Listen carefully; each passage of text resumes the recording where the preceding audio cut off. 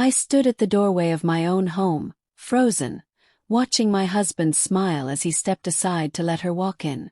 She was tall, polished, wearing a tight red dress like she was headed to a party. Not the house where I raised our son, not the place where I cooked every meal, celebrated birthdays, cried on the kitchen floor. And in her arms, little boy, maybe 4 years old, with the same dimpled chin as my husband, Eric. "Sweetheart," Eric said like this was just another evening. "This is Marissa. And Jacob." My heart dropped so hard I swear the floor creaked beneath me. My breath caught in my throat. Jacob. That boy had his eyes. His eyes. My husband's. My Eric's. I felt the world spin sideways, but I didn't faint. I didn't cry. I stood still, staring at the life I had built now crumbling at my feet. Our son, Ethan, peeked out from behind me. He was 10, wide-eyed, confused. "Mom, who are they?" I swallowed. "Just go to your room, baby." He obeyed, but I could see the hurt on his face as he climbed the stairs. He had heard the strain in my voice, the kind that cracks under betrayal. Eric stepped forward like he hadn't just set fire to our family. "We need to talk," he said. I didn't move. Couldn't. He kept going like this was a meeting he'd scheduled. "I've been seeing Marissa for a while. She's not just some fling, okay? And Jacob, he's mine. I didn't plan for it to come out this way, but we can't keep living a lie." I looked at the boy again. He was clinging to her leg, clutching a small toy truck. Innocent. Oblivious to the hurricane his father had stirred up. "And you thought bringing them here was the right way to tell me?" My voice came out steady, too steady. I was shaking inside, but on the outside I was ice. Eric shrugged.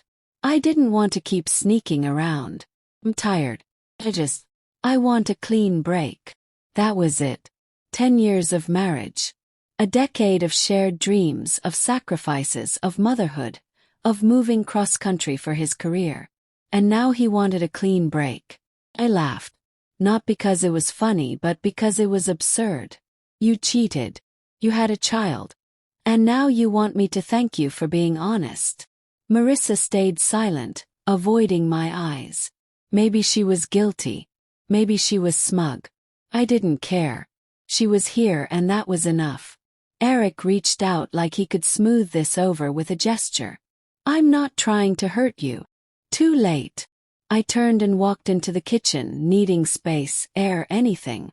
My hands gripped the counter, knuckles white. I heard them whispering behind me, like I was a ghost now in my own home. That night I couldn't sleep. I stared at the ceiling, listening to Ethan's soft breathing from his room down the hall. My son. Our son. I had to hold it together for him. But how? How do you look at the man you loved and see a stranger? How do you smile at your child when your world is in ashes? The next morning I made pancakes like nothing happened. Ethan sat at the table, swinging his legs, watching me. "Is Dad okay?" he asked. Turned. "Why do you ask?" "Because I heard him say he's leaving." "Is it because of me?" I knelt in front of him, held his hands. "No, baby. It's not because of you. You did nothing wrong. Nothing." His big brown eyes welled with tears, and mine did too. I didn't want him to carry that weight. But how do you protect your child from heartbreak when it's crawling right through your front door? Eric moved out that week. He didn't even take much. Just some clothes, his laptop, and a suitcase. He left behind everything else. Including me. Including Ethan. The silence after he left was deafening. Ethan stopped asking questions. He became quiet, withdrawn. I tried to fill the space with love, with board games, long walks, weekend baking. But the ache stayed. Weeks passed. Then one day Eric called. "I want Ethan to meet Jacob." I nearly dropped the phone. "You what?" "I want him to know his brother." "Don't call him that," I snapped. "He is his brother." "Eric, you don't get to do this." You don't get to rip apart this family and then play house with your new one. He didn't respond. Just said, think about it. But I did think about it. I thought about everything. The betrayal. The lies. The way he brought that woman and that child into our lives without warning. And yet I also thought about Ethan. About what he deserved. He had already lost his father in one way. Would it help or hurt him to know Jacob? I agreed to a lunch meeting. Neutral ground. Quiet cafe. Ethan sat across from Jacob, looking at him like he was studying a puzzle. Jacob smiled. He didn't understand.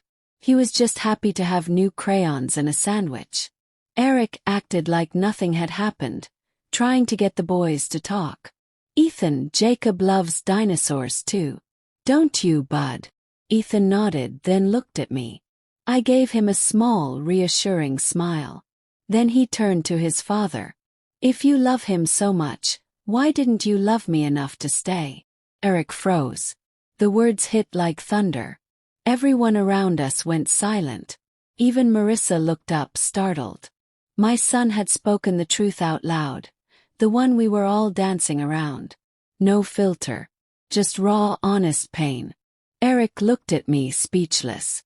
I didn't say anything. I let the silence speak. Ethan got up from his chair, came to me, and held my hand.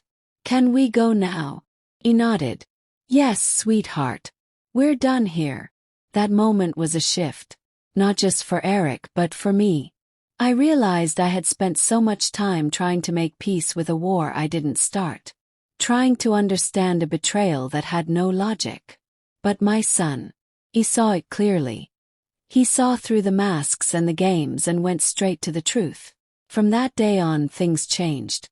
Eric tried to reach out a few more times, offering playdates and family therapy. But the damage was done. Ethan didn't want to see him. And I didn't push. We focused on healing. We built new routines. I went back to work. Enrolled Ethan in a music class he'd always wanted to try. I painted the living room. Changed the locks. Got rid of the old couch, the one Eric and I used to curl up on, watch movies on, make plans on. And slowly life felt livable again. One evening, months later, Ethan said, "Mom, I'm glad we don't have to pretend anymore." I looked at him. Pretend? That everything was okay. It wasn't. But now / Now I feel better. I hugged him tight. Me too. We had been through a storm, but we'd come out stronger. Not whole in the way we once were, but real, raw, and honest. And that's the thing about truth. It may break you at first, but it's also what sets you free. In the months leading up to the explosion that shattered my world, things had already started to crack, but quietly, like the faint sound of ice splitting on a frozen lake. You don't notice at first. You keep skating along, believing you're safe, that the surface will hold. And then one day you fall through. My name is Alina, and for most of my adult life, I believed in the version of love that movies sell you. Sacrifice, compromise, growing old together, raising kids and holding hands through life's storms. I didn't marry Eric because he was perfect. I married him because he was kind. Steady. The kind of man who rubbed my back after long shifts, who stayed up with me while our newborn son cried through colic, who told me I was beautiful even when I hadn't showered in 3 days. We were partners, or at least I thought we were. But things shifted after Ethan turned 8. Eric started working longer hours. I told myself it was because he was under pressure. His tech firm had been restructuring, and he always said they were leaning hard on the senior devs. I didn't question the weekend work trips, the missed dinners, the sudden new gym membership. I wanted to believe in him. To trust him like I always had. Still, trust doesn't erase intuition. It only quiets it until it gets too loud to ignore. The first time I saw the name Marissa on his phone, I asked casually, "New coworker?" He barely looked up. "Yeah. She just started on the back-end team." Super sharp. No red flags. No alarms. Just another name. Weeks later, when he came home smelling like unfamiliar perfume, I told myself it was from a crowded elevator or maybe someone brushed against him at a client lunch. Lies we tell ourselves don't sound like lies when we're afraid of the truth. One night, I sat alone at the kitchen table long after Ethan had gone to bed, staring at my phone. I knew Eric was working late, again. But I couldn't shake the feeling that he wasn't where he said he was. So I did something I swore I'd never do. I opened his laptop. Had no plan. No certainty. Just a slow-growing knot in my chest that whispered, "Look." His email was open. A thread titled Us. I didn't have to scroll far. There were photos. A hotel room selfie of them together. Her in a robe smiling. A message from him. Asterisk. I wish I could fall asleep next to you every night. Asterisk. I slammed the laptop shut like it had burned me. My hands were shaking, heart pounding so hard I thought I'd pass out. I wanted to scream. To throw something. But I didn't. I walked upstairs, kissed Ethan's forehead as he slept, and curled into my bed alone, clutching my stomach like I could physically hold myself together. For days I said nothing. I needed time. Process. To breathe. To decide if I could confront him without falling apart. I wasn't just a woman betrayed. I was a mother. I had to think of Ethan. His stability. His sense of home. But then came that day, the one where Eric brought her into our home. Not just her but the child. His child. I had no time to prepare, no warning, no grace. He didn't sit me down. He didn't confess with tears or guilt. He walked in like it was business. Like he was merging two lives without consent. Eric had always been calculated. He wasn't loud or cruel. He didn't yell during arguments. He used silence. Logic. He had a way of making me feel like the irrational one, like maybe I was too sensitive, too emotional, too paranoid. But this wasn't paranoia. This was betrayal laid bare.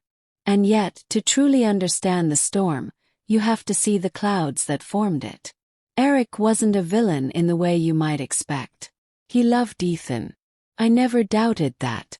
And for a long time I believed he loved me. But somewhere along the way, the weight of family life, of bills, school runs, aging parents and endless responsibilities, wore him down. Or maybe he just got bored.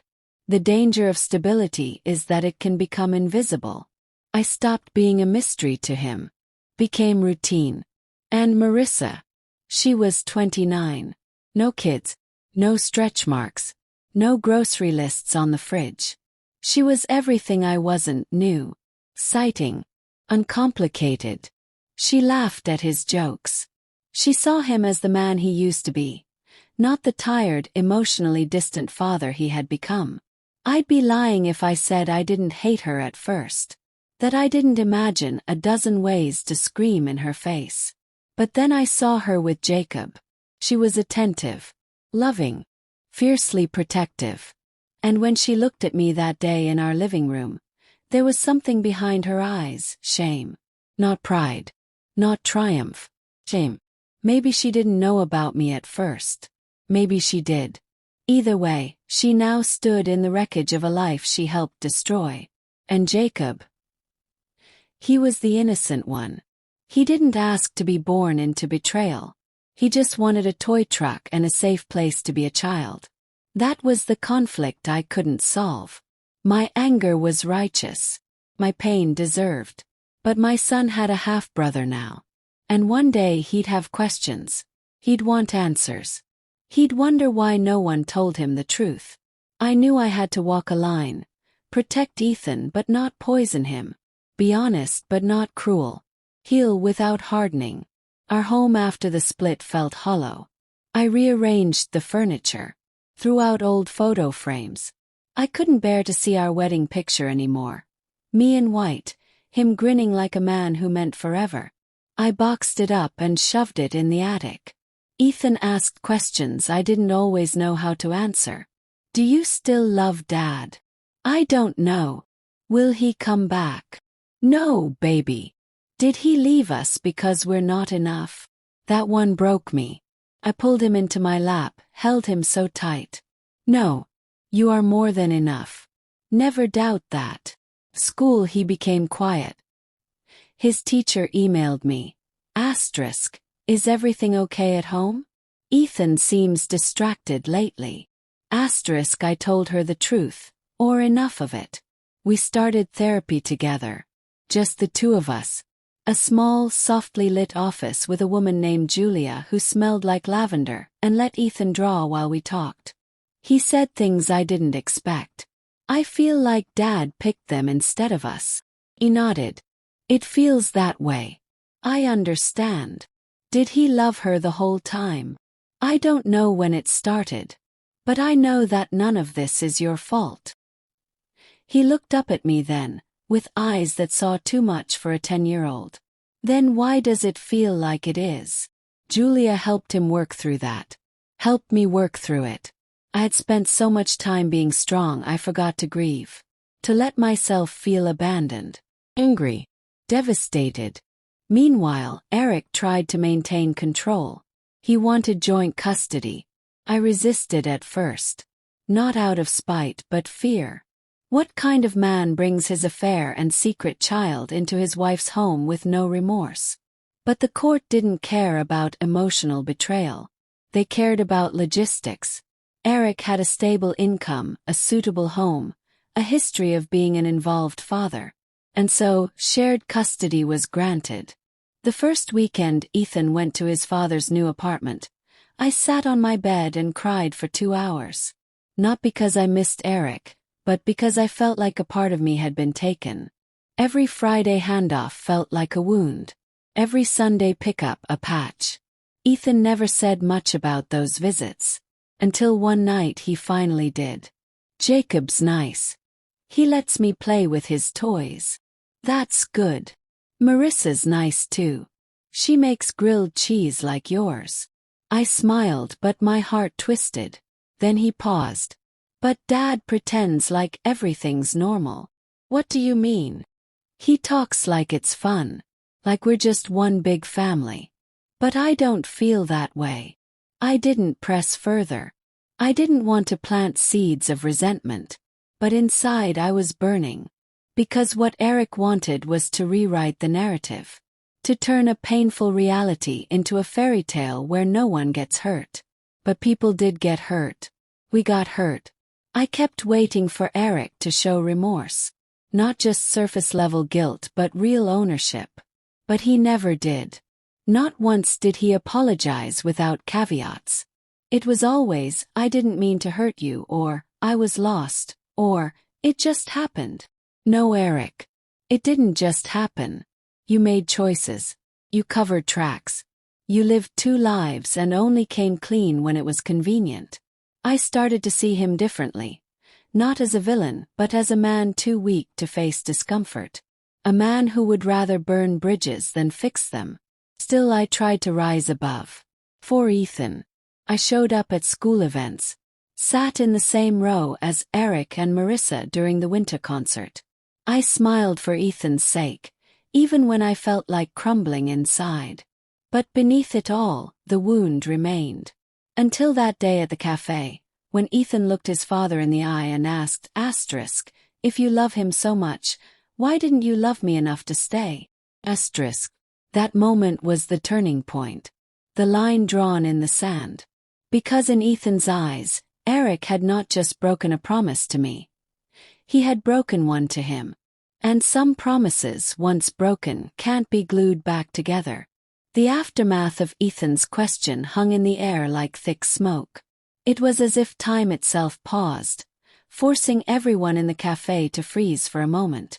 The clatter of cups, the soft hum of conversation. Everything stopped. Eric blinked, caught completely off guard. His mouth slightly open but no words coming out. I watched from the other side of the table, stunned not just by Ethan's question, but by the raw truth behind it. My son, barely 10, had cut through every adult excuse and looked his father in the eye, demanding an answer none of us had been brave enough to force before. Eric's face shifted. First confusion, then something that might have been shame, though it was too brief to hold. He reached for Ethan's hand, But my son pulled back, folding his arms tightly across his chest the way he did when he was trying not to cry. "I did love you enough," Eric finally whispered. "I still do." Ethan looked away. "Then why did you pick him and her instead of me and Mom?" Eric tried to explain. Said things about grown-up problems, about falling out of love, about mistakes and timing. But every word he spoke only made Ethan sink deeper into his chair. I saw in my son's eyes something fracture. A piece of his innocence, maybe. Or his belief in his father's strength. After that day, everything unraveled faster. Ethan didn't want to go to his dad's apartment anymore. He refused to sleep there. He'd come home after those weekends quieter, more withdrawn. He started clinging to me at night again, the way he used to after nightmares when he was little. One evening, after brushing his teeth, he came into my room and asked, "Is it okay if I sleep here with you tonight?" I didn't hesitate. I lifted the blanket and held him close. The legal system, however, doesn't operate on emotional nuance. I had to go back to court to revise the custody agreement. I brought notes from his therapist. I brought testimony from his school counselor. I explained the emotional toll, the confusion, the damage. Eric fought back, claiming parental alienation. Said I was turning Ethan against him. I wanted to scream. How do you explain to a judge that it isn't about poisoning a child? It's about protecting one from further harm. Outside of the courtroom, whispers started spreading. Word got around our community as it always does. At school, at the local grocery store, even among parents I barely knew. People love drama. And betrayal. That's premium gossip. Some treated me with sympathy. Soft eyes and gentle words like, "You're so strong," and "I could never handle what you're going through." Others acted uncomfortable, as if my pain was contagious, like a reminder that if it happened to me, it could happen to them too. Marissa didn't fare well either. At the daycare where she brought Jacob, mothers whispered. A few openly judged her, called her names under their breath. I heard from one mom that another had said, "Homewrecker like that shouldn't be around kids." It was cruel, but part of me understood the anger. I didn't condone the bullying, but I recognized the same fire I carried. We want someone to blame. Someone to carry the weight of the betrayal. And Eric, he stayed distant from it all as always. Let others shield him. Let Marissa take the hits while he remained the devoted father in public. Still, despite everything, there were tiny moments of light. One Saturday morning, Ethan and I went for pancakes at this little diner by the lake. The kind of place with syrup that came in glass bottles and booths that squeaked when you sat down. He told me he wanted to start piano lessons again. That made me smile. It felt like a small act of normalcy, a step toward healing. I signed him up the very next week. He played quietly at first, like he was afraid to be too loud. But with time the music grew stronger, braver. Watching his fingers dance over the keys felt like watching him reclaim something. Began rebuilding too. I started volunteering at a women's support group on Thursday nights. At first I didn't speak much. I just listened. But eventually I shared. Not all the details, just enough. And I found something remarkable. I wasn't alone. There were other women who had been left. Other mothers who had been blindsided. Other wives who had trusted too long, too hard. One woman, a retired nurse named Jolene, took my hand after a meeting and said, "You know, the worst thing about betrayal is not that it breaks your heart. It breaks your reality. You start doubting what was ever real." I nodded, blinking back tears. 'Cause that was it. That's what had been eating at me. It wasn't just losing Eric. It was losing the version of our life I thought we had. It was realizing that the love I gave had been absorbed and discarded like it was disposable. But slowly, through those meetings, through therapy, through Ethan's soft music and late-night cuddles, I began piecing together a new truth. What I had given wasn't disposable. It was powerful. It was mine. Eric, meanwhile, tried to maintain a sense of normalcy. He posted cheerful photos on social media. Him and the boys at a baseball game. Him grilling in the backyard of his new house.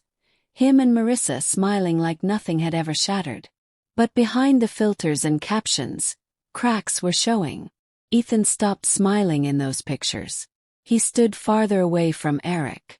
And one day, he refused to go at all.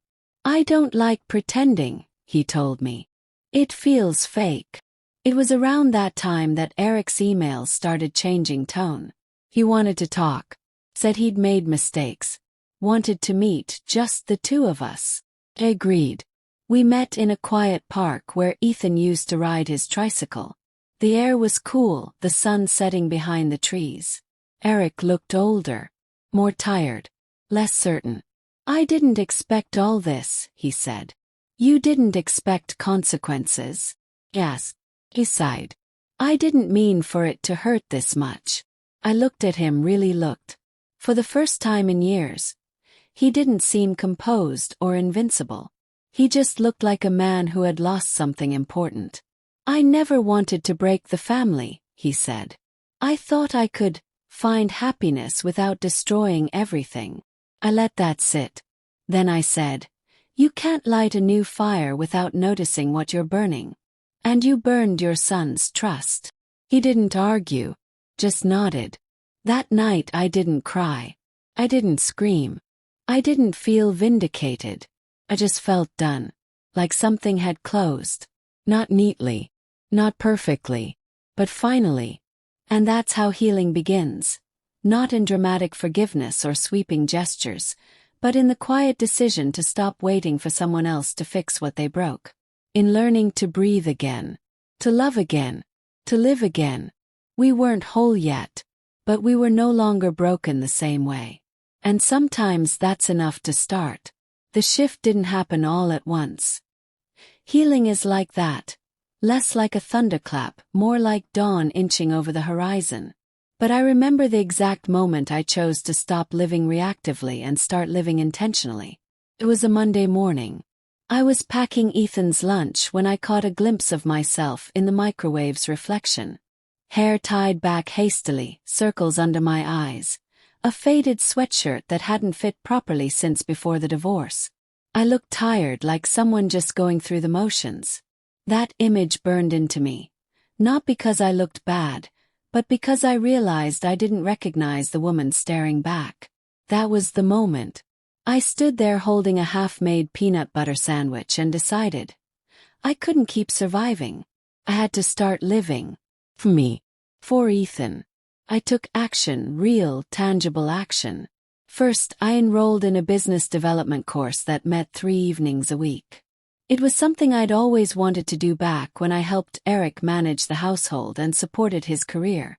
I had buried that ambition, convinced myself I didn't need more than being a good mom and wife.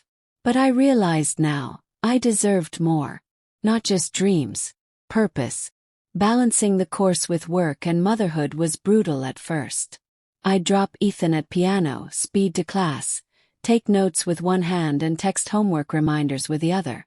Some nights, I was so exhausted I couldn't even finish a sentence without yawning.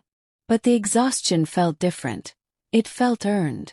Like I was building something. Meanwhile, I started documenting everything.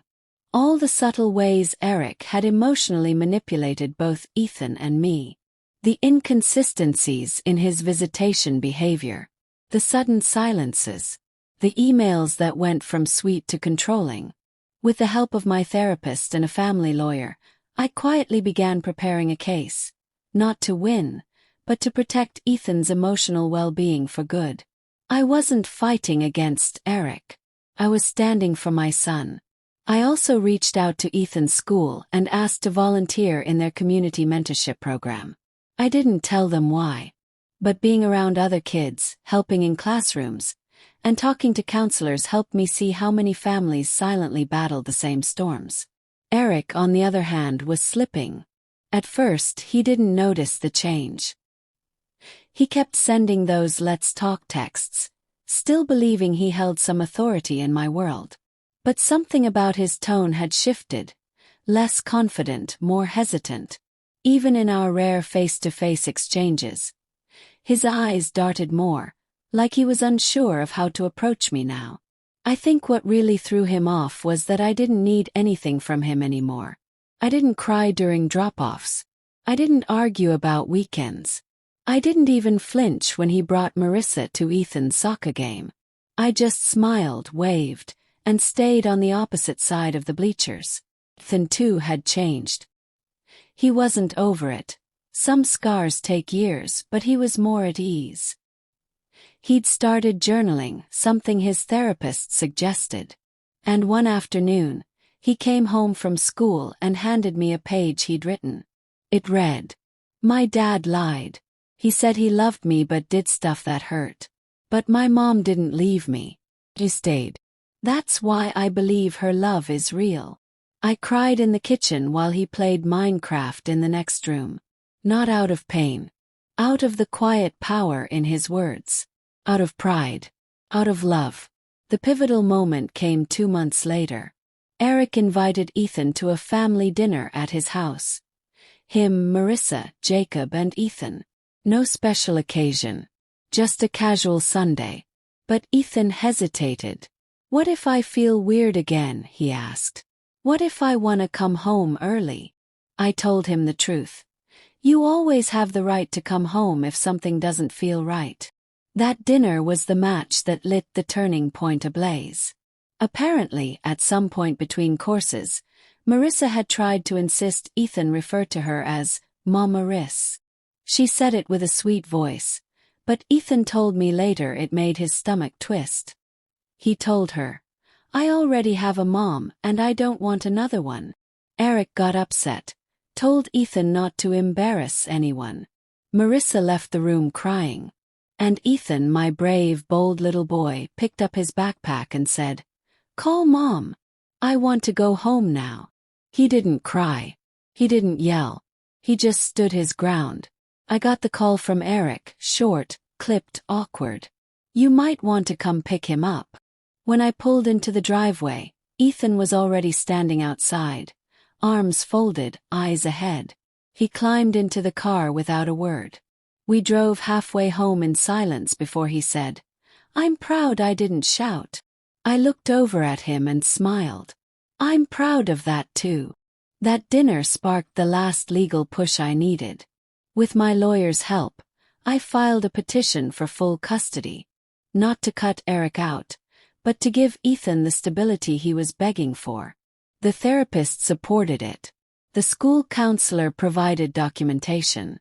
And most importantly, Ethan wrote a letter. In his own words. To the judge. Eric fought. Course he did. Claimed bias, manipulation, all the usual defenses. But this time I didn't shake in the courtroom. I stood tall. I spoke clearly. I looked the judge in the eye and said, "This isn't about bitterness. It's about a child who has been forced to adjust to dishonesty, instability, and emotional confusion.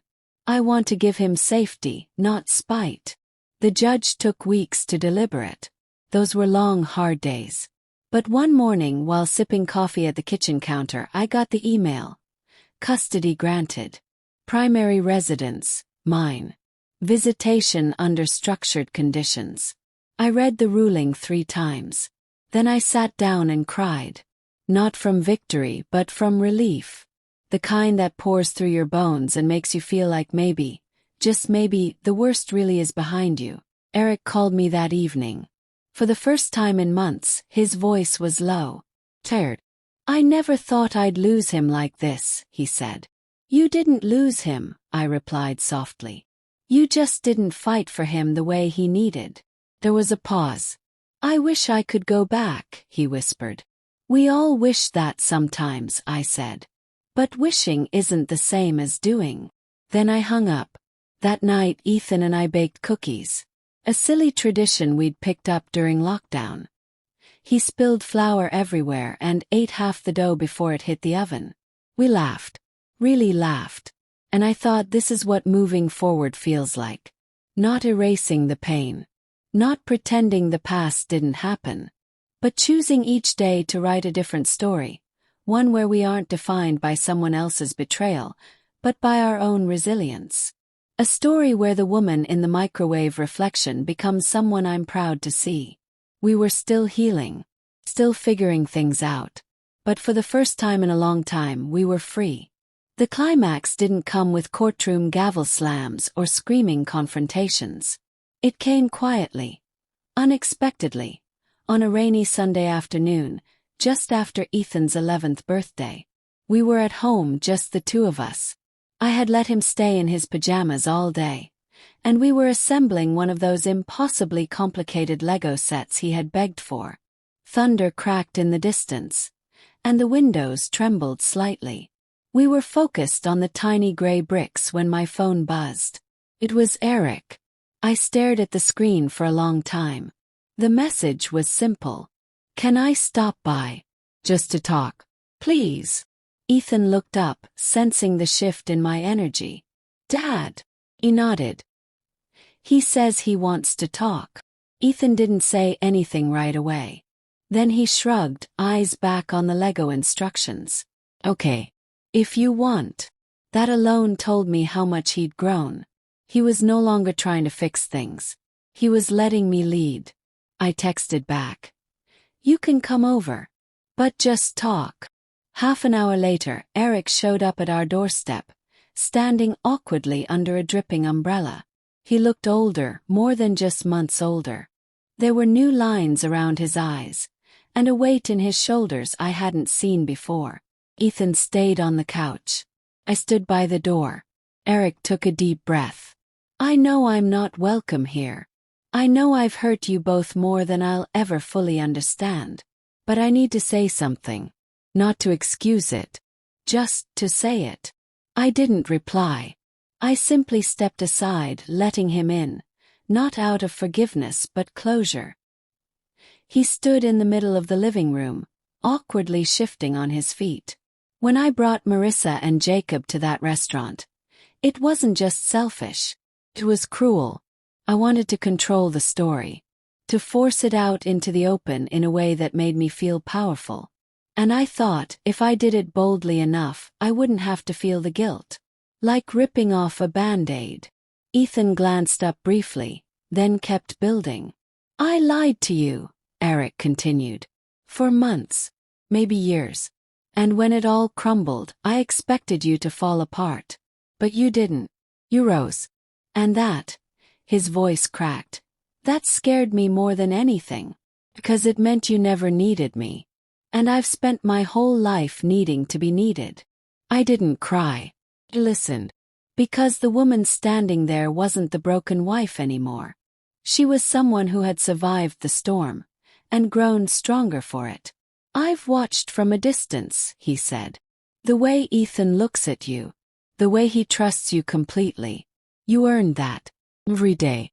And I lost it." He turned toward our son, swallowing hard. "Ethan, I've done a lot of things wrong. I didn't respect your feelings. I tried to rush you into a version of life you weren't ready for. I thought if I built something new fast enough, it would cover up what I destroyed." Ethan didn't say anything at first. Then he set down his Lego piece and said softly, "You didn't just break things, Dad. You broke me." Eric's breath hitched. I saw his hands tremble slightly. "But," Ethan added, "I'm getting better. Mom helps. And I don't hate you. I just don't know how to feel safe with you yet." That moment, those words, were the true climax of our story. Not a public spectacle, but a quiet reckoning between father and son. Between the damage done and the healing that was still possible. Eric nodded slowly. "I'll wait. However long it takes. I want to earn your trust again. Not force it." He didn't stay long after that. When he left, it wasn't with arrogance or manipulation. It was with humility. And maybe, for the first time in years, with understanding. In the weeks that followed, something shifted again. Eric began showing up to the structured visitations on time. He didn't push for more. He respected Ethan's space. He emailed instead of calling late. And when he came to Ethan's school recital, He sat quietly in the back. Didn't try to take the spotlight. Just clapped when his son finished playing. Ethan noticed, and I started to believe that maybe people can change. Not for the better overnight, but for the truer slowly. As for me, the business course I took paid off. I opened a small home organizing and interior design consultancy. Something I'd always dreamed of. My first few clients were moms from the support group. Word spread quickly. Soon I had a website, a waiting list, and a purpose that had nothing to do with being someone's wife. Ethan thrived too. His piano teacher called one day and said, "He's got something special. Not just talent. Heart star." And I knew exactly what she meant. One afternoon, months later, Ethan and I were watching a movie on the couch when he turned to me and asked, "Do you think people always get what they deserve?" Paused thinking. "No, you don't. I think people get what they fight for, what they heal for, and what they're willing to grow toward." He nodded. "I think I want to grow toward forgiveness. Maybe not today, but someday." Tears filled my eyes, but I didn't let them fall. "That's more than enough, sweetheart." Our life wasn't perfect. There were still awkward exchanges. Still questions from curious outsiders. Still moments where sadness crept in at night. But there was peace. Not the kind that comes from forgetting the pain, but from making peace with its presence. From knowing we'd walk through betrayal, humiliation, heartbreak, and come out stronger. Not untouched, but unbroken. And that's the truth I want Ethan to carry. That love doesn't mean staying silent in the face of hurt. That strength isn't found in pretending, but in rising after the fall. We had faced Eric's lies. We had rebuilt trust, not just with others but within ourselves. And in doing so, we had written a new story. One not defined by infidelity or destruction, but by grace, courage, and truth. So when Ethan turned 11, we didn't have a big party. Just a few close friends, some balloons, and a homemade cake that collapsed a little on one side. But as we lit the candles and he closed his eyes to make a wish, I saw something in his face I hadn't seen in a long time. Oh. And I realized then, this wasn't just the end of a painful chapter. It was the beginning of something better. A life we chose. A story we were finally writing on our own terms. And that was the most beautiful ending I could have ever asked for.